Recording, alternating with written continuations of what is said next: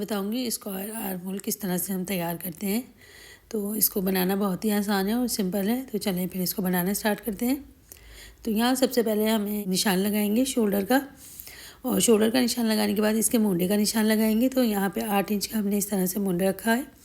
और अब यहाँ पे चेस्ट का निशान लगाऊंगी मैं। तो 13 इंच का हमने चेस्ट रखा, और इसके बाद यहाँ पे इस तरह से हमें कमर का निशान लगा लेना है। तो बाकी मेजरमेंट जिस तरह हम सिंपल कमीज की करते हैं उसी तरह करेंगे।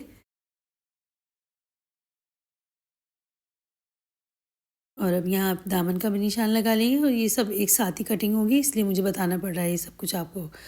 तो यहाँ पे इस तरह से देखिए मार्किंग कर ली। और अब ये हम यहाँ पे गुलाई देते हैं, तो हमें गुलाई नहीं देनी है। यहाँ पे हमें इसको इस तरह से स्क्वायर रखना है।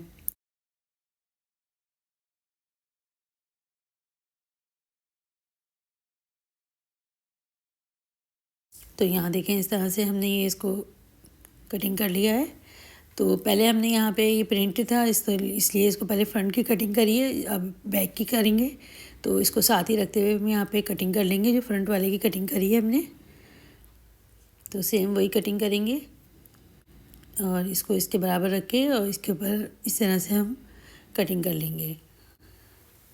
और अब यहाँ पे साथ में इसकी आस्तीन जो है उसकी भी बता देती हूँ कि यहाँ पे आस्तीन की हमने चौड़ाई रखी है 9 इंच, और लंबाई आप अपने हाथ के जितनी भी रखनी है उस हिसाब से रख सकते हैं। 3/4 रखना चाहें तो वो भी रख सकते हैं, और फुल रखना है तो वो भी। अब यहाँ पे बस आस्तीन को हमें आगे से जितना भी रखना है उतना रखेंगे।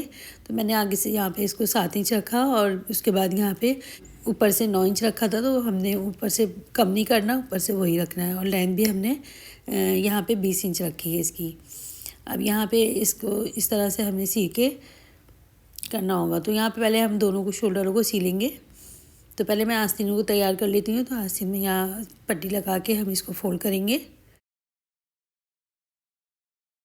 जो ट्राउज़र का कपड़ा है उसकी यहाँ पे इसमें पट्टी लगा के इसको इस तरह से फोल्ड कर लिया है आस्तीन को।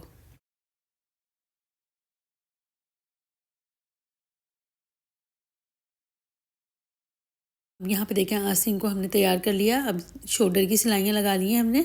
तो इसमें यहाँ पे पहले हमें शोल्डर की सिलाई लगानी होगी, और उसके बाद ही हमें यहाँ पे इसकी आस्तीन को लगाना होगा। तो ये शोल्डर की सिलाई से हमें बिल्कुल सेंटर को आस्तीन का मिलाना है। आस्तीन का सेंटर मिलाते हुए इसको इस तरह घुमा लेंगे। तो यहाँ पे देखें इस तरह से हम सिलाई लगाएंगे, और जब ये कॉर्नर आएगा तो कॉर्नर को हमें यहाँ पे हल्का सा पाँव को उठाना है, और इसको यहाँ पे सिलाई लगा लेनी है। अब यहाँ पे आस्तीन के अंदर हल्का सा कट लगाएंगे ताकि ये आराम से टर्न हो सके, और यहाँ पे इस तरह से इसको पूरा कर लेंगे। तो ये देखें कितना सिंपल है इसको लगाना। और ये देखें स्क्वायर में लग गया है हमारा ये मोंडा।